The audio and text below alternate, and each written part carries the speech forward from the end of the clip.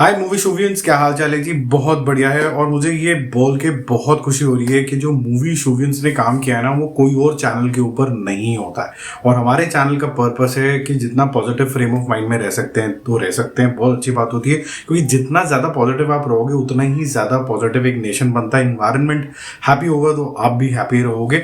तो ये एक मैम है जो उनसे मैंने परमिशन लिया, उनके कुछ विचार कि क्यों ब्रह्मास्त्र को देखना चाहिए। उन्होंने बहुत ही ब्यूटीफुल से 7-8 मुझे पॉइंट्स दिए हैं। वो चाह रही है कि मैं उनका नाम ना लूं, बट जैसे ही वो ये वीडियो देखेंगे उनको पता चल जाएगा कि ये सारे के सारे पॉइंट्स जो हैं शायद उनके हैं और उन्होंने ही ये विचारधारा प्रकट करी है। बट मैं ये बोल सकता हूँ जैसे जैसे मैं आपको ये पॉइंट्स रीड करके बताऊंगा, हालांकि उन्होंने इंग्लिश के अंदर ये चीज़ें लिखी है, मैं कोशिश करूंगा कि मैं रीड करते करते उसको हिंदी के अंदर ट्रांसलेट भी करूंगा आपके लिए। आपको ऐसा महसूस अपने आप ही होने लग जाएगा कि आप भी इन सारे के सारे शब्दों से इत्तेफाक रखते हैं।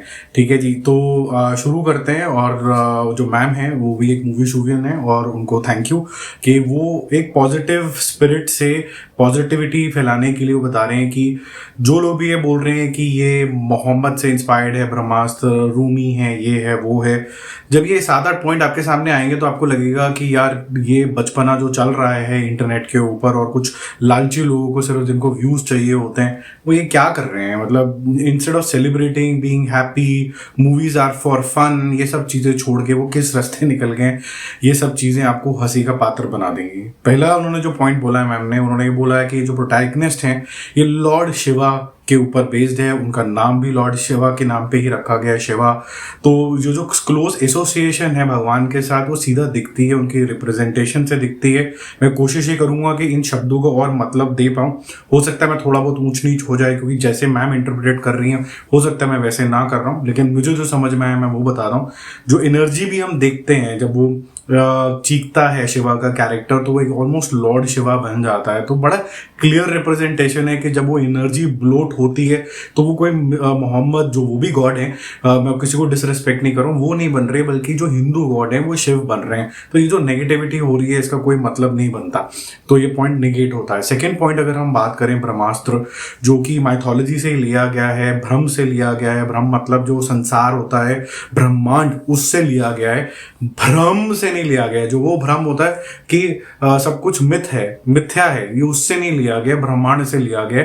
और ये जो लोग नेगेटिविटी इस वर्ड को लेके बना कर रहे हैं उनको बिल्कुल भी शायद अकल नहीं है, क्योंकि ब्रह्मास्त्र निकला है द क्रिएटर ब्रह्मा जी से और उन्होंने ही ब्रह्मास्त्र की उत्पत्ति करी थी। अब वो अच्छे काम के लिए भी यूज हो सकता है, बुरे काम के लिए भी हो सकता है, डिपेंड करता है कि उसका यूजर कौन है। उसी मूवी का भी जो प्रेमाइस है उसी के इन एंड अराउंड घूमता है कि कैसे राइट हैंड्स में ही हमेशा रहे, उसके प्रोटेक्टर्स कौन है, और अगर गलत हाथों में जाता है तो क्या होता है। समथिंग सिमिलर टू रामायण, जहां पर हमने देखा था कि शक्तियां सबके पास आ सकती हैं गॉड की पूजा करके, आशीर्वाद लेके, बट जिस तरीके से रावण ने या फिर किसी असुर ने उसका यूज करा विनाश के लिए, फिर भगवान खुद आ जाते हैं अवतार लेके उसको दंडित करने के लिए। अगर हम तीसरे पॉइंट की बात करें, यहाँ पर नंदी का बहुत ज्यादा इंपॉर्टेंट रोल है। और जैसे नंदी शैडो करती हैं शिव को, यहाँ पर हमें बड़ी क्लियरली दिखता है कि शिव का जो कैरेक्टर है मंदिर के आसपास, वहां पर आपको बहुत क्लियरली उनको शैडो करता हुआ एज अ प्रोटेक्टर दिखता है। तो ये क्लियरली हमारी माइथोलॉजी, जो हमारी मान्यताएं जो हमने सुना है उसी के आसपास घूमता है।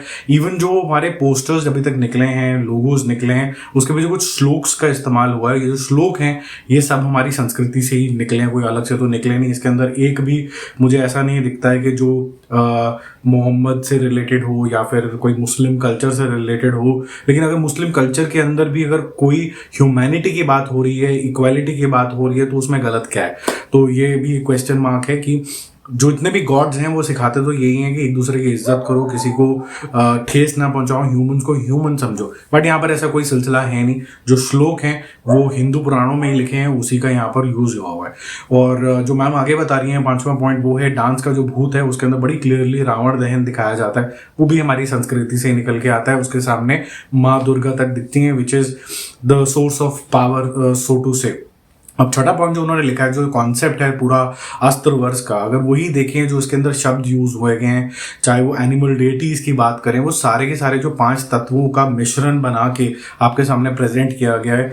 मुझे नहीं लगता कि किसी भी और कल्चर में या रिलीजन में इनका कोई भी रेलेवेंस दिया गया है। तो ये आपका माइंड वॉश करने की अगेन फिर से कोशिश करी जा रही है। इवन केसरिया जो सॉन्ग है, जो काफ़ी लव से भी भरा हुआ है, और जिस शहर के अंदर वो हुआ है वाराणसी, वो भी लॉर्ड शिवा और माता पार्वती का अडोब है, जिसको जैसे कहते हैं प्रतीक है छोटू से। और एक और है मिस्टर टीका, वो भी नाम तो उनका प्रतीक है, लेकिन जो भी है आगे बढ़ते हैं। फिर 8वां पॉइंट जो है उन्होंने बहुत अच्छा बताया है कि जो आलिया भट्ट का कैरेक्टर है यहाँ पर, उसका नाम है Isha. Isha is another name of Mata Parvati. और ये भी बहुत ज़्यादा क्रिटिकल पॉइंट है कि कैसे वो एक शक्ति इंस्पिरेशन बनती है शिवा के लिए।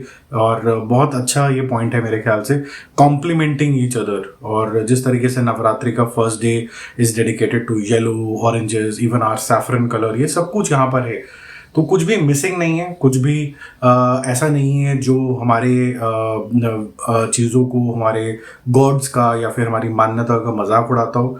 जो मजाक बन के रह गया है वो ये है कि जो लोग इसका मजाक उड़ा रहे हैं, आई थिंक वो मजाक के पात्र बन चुके हैं यहाँ पर। शुद्ध हिंदी बोल देना और सीधा आके नमस्कार कर देना का मतलब ये नहीं होता कि आपकी मन की भावनाएं जो हैं वो अच्छी हैं। मन की भावनाएं दोस्तों तब अच्छी होती हैं जब आपकी इच्छा जो होती है वो स्वच्छ होती है। और स्वच्छ इच्छा ये होती है कि इस देश के अंदर जितने पॉजिटिविटी होगी उतने ही पॉजिटिविटी से निकले हुए आउटकम होंगे, चाहे वो प्रोग्रेस टेक्नोलॉजी के अंदर हो, साइंस के अंदर हो, हैप्पी एनवायरनमेंट के अंदर हो। और खुशी से जो भी काम किया वो होता है वो एक प्रोग्रेसिव दिशा के अंदर जाता है। अब अचानक से अगर आप इसके अंदर कड़वाहट घोल देंगे तो ये जो नेगेटिव एनवायरनमेंट है उससे नेगेटिविटी ही आएगी, और कहीं ना कहीं चीज़ें डिसमेंटल होती हुई भी नजर आएंगी।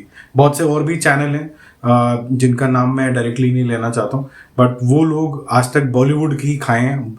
और बॉलीवुड स्नाइपर जैसे बहुत सारे ऐसे चैनल्स हैं जो आज तक सिर्फ बॉलीवुड की प्रेस करते हुए और ये सब चीज़ें करते हुए, हिंदी सिनेमा की प्रेस करते हुए खा रहे थे।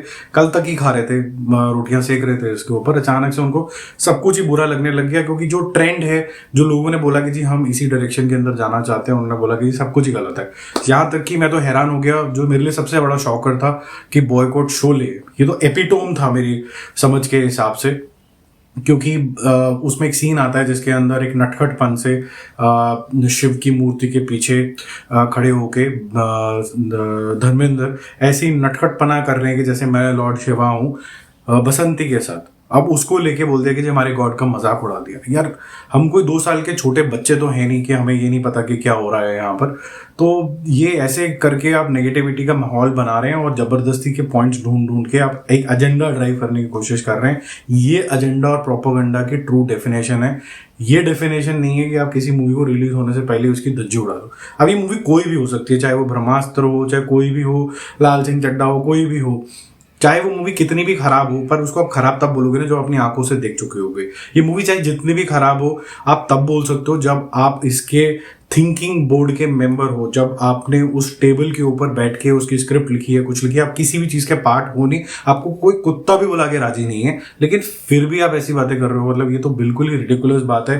मतलब whoever nobody in the process of making the cinema, then why the hell you will spread negativity. मुझे चीज समझ में नहीं आई है। जितना मर्जी आदमी पॉजिटिव होने की कोशिश कर ले, जितनी मर्जी अच्छी बातें करने की कोशिश कर ले, बट ये सब चीजें जो होती हैं आपको इरिटेट करती हैं कि आप एक हिंदुस्तानी होके एक जबरदस्ती की नेगेटिविटी फैला के बैठे हुए हो। अभी मैंने एक नया ट्वीट पढ़ा और एक नया कमेंट पढ़ना शुरू हो गया। अगेन वो बॉट जैसे ही होते हैं, स्नाइपर 60789। अब ये स्नाइपर 607 का बात है कि जी ये सब पॉइंट आपके मान लिए सर, लेकिन हम ना फिर भी बॉयकॉट करेंगे बॉलीवुड को, क्योंकि करण जौहर की ये मूवी है। करण जौहर टेररिस्ट है और वो दाऊद इब्राहिम से पैसे लेता है। अब मैं इस बात का क्या जवाब दूं? आज की डेट में हम ये सब चीजें बोलते चले जाते हैं कि Bollywood is moving towards corporatisation. Corporatisation का मतलब है कि it comes under the tax regime. आपको फाइल करने पड़ते हैं टैक्सेस। अगर आपको फिल्म मेकिंग के बारे में जीरो नॉलेज है तो आप क्या किसी की बातों पे आके विश्वास करे जा रहे हैं। लोग अपनी मूवी चलाने के लिए अजीब अजीब से भाषण देके इंडिया को डिवाइड करते जा रहे हैं। और सॉरी टू से एक इंसान है जिनकी मूवी अभी रिसेंटली बहुत अच्छा काम कर गई, वो इतना रोना मचा चुके हैं आज के डेट के अंदर अपनी मूवी चलाने के चक्कर में। अगर आप उनकी हिस्ट्री पढ़ें तो उन्होंने भी इन्हीं लोगों के साथ काम किया है और उसके बाद वो ऐसा रोना मचा चुके हैं कि जैसे पता नहीं क्या हो गया। वो उनका भी प्रोपेगेंडा ये है कि पहले आपने मुझे फंड क्यों नहीं किया मेरी मूवी बनाने के लिए, तो अब मैं बिल्कुल रोना ही डाल दूंगा बिल्कुल। मतलब ये क्या तरीका है यार। आपको फीडबैक देने का तरीका आना चाहिए। आप अगर आप बेसिक मैनेजरियल स्किल्स भी हैं आपके, आपको ये थोड़ा ना बोलते हो कि तू सी है। आप क्या बोलते हो? आप ये बोलते हो कि आपने बहुत अच्छे चीज बनाई है, आपने बहुत अच्छा काम किया है बेटा, आप एक काम करो, आप ये चीज के ऊपर भी इंप्रूव करो। This is the rightful feedback so the next time you are seeing the newer thing और the newer version of that person और a new movie, you see a better version. You can't see a better version by ridiculing somebody यार।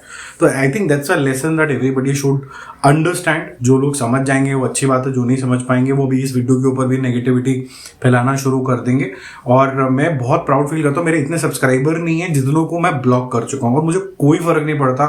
जैसे ये जो घटिया लोग हैं उनकी सोच से मेरे को फर्क पड़ता है सिर्फ मूवी शोवियन से, जो पॉजिटिव सोच रखते हैं, जो ये चाहते हैं कि आप चाहे सिनेमा को 0 अंडा नंबर दें, बहुत अच्छी बात है, आप दें क्योंकि वो सिनेमा अच्छा नहीं बना है, लेकिन आप देखने के बाद दें।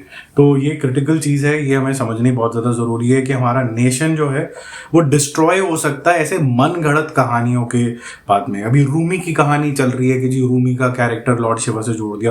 किस एंगल से, कौन से आपको ऐसे ट्रेलर से, कौन से ऐसे पोस्टर से रूमी इक्वलेंट टू शिवा का कैरेक्टर इन ब्रह्मास्त्र दिखा? मुझे कोई समझा दे कि इसके पीछे क्या लॉजिक है।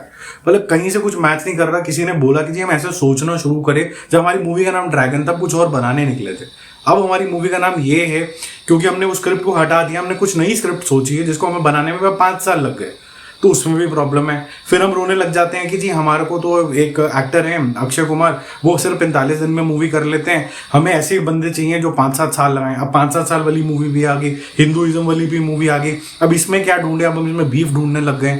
अरे उसकी पर्सनल चॉइस है, वो जो कुछ भी खाए, तुम्हें इससे क्या प्रॉब्लम है? You want to be entertained, you go and be entertained. ऐसे तो आपको आदि पुरुष को भी जो है बॉयकॉट करना चाहिए। क्यों नहीं कर रहे हो आदि पुरुष को? क्योंकि the guy who is the main lead who is playing Ram, he is a big fan of chicken. Ramchandra ji के चिकन खाते थे क्या? Prabhas is a big chicken guy, मतलब एवरीबडी नोज दैट यार। मतलब क्या बातें करूं, ये उसकी पर्सनल चॉइस है। रील और रियल में डिफरेंस जानो। क्यों उनकी जिंदगी में इतना झांक रहे हो यार? रील में झांको और उसके हिसाब से कमेंट करो। अब इससे ज्यादा मैं क्या बोलूं, क्योंकि जब बोलते हैं आप तो खुद भी थोड़ा नेगेटिव फ्रेम ऑफ माइंड में आ जाते हैं, तो मुझे, मैं चाहता नहीं हूँ। कुछ अच्छा सा देखता हूँ कॉमिक सा और उसका रिव्यू बना के आपके साथ शेयर करता हूँ। एक मैंने के ड्रामा भी शुरू किया, उसको बड़ा टाइम लगता है यार देखने में, इसलिए सिर्फ 1 या 2 ही आ पाते हैं 2-3 दिन के अंदर। वो कंप्लीट करके वो फुली उसका रिव्यू आपके साथ शेयर करता हूँ। वीडियोस अच्छे लग रहे हैं तो try to reach out to more people by sharing this video. Positivity की बहुत ज़्यादा ज़रूरत है, माइंड सेट चेंज होने की बहुत ज़्यादा ज़रूरत है। बहुत क्लियरली IT सेल्स इसके ऊपर काम कर रहे हैं, जो चाहते ही नहीं कि कोई एक पीसफुल एनवायरनमेंट हो। अनरेस्ट क्रिएटेड रहेगा तो वीडियोस बनते रहेंगे, नेगेटिविटी बनती रहेगी, लोग एक दूसरे का सर फाड़ते ही रहेंगे।